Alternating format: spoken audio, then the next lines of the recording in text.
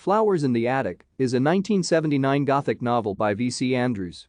It is the first book in the Dollanganger series and was followed by Petals on the Wind, If There Be Thorns, Seeds of Yesterday, Garden of Shadows, Christopher's Diary, Secrets of Foxworth, Christopher's Diary, Echoes of Dollanganger and Christopher's Diary, Secret Brother.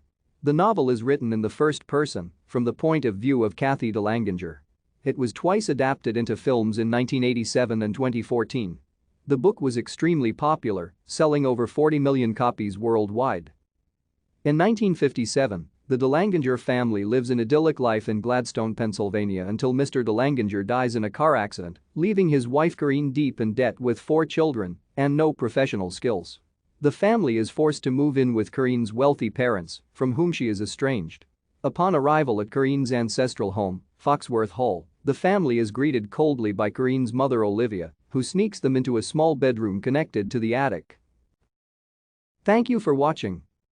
Like and subscribe if you would like to view more of our videos. Have a nice day.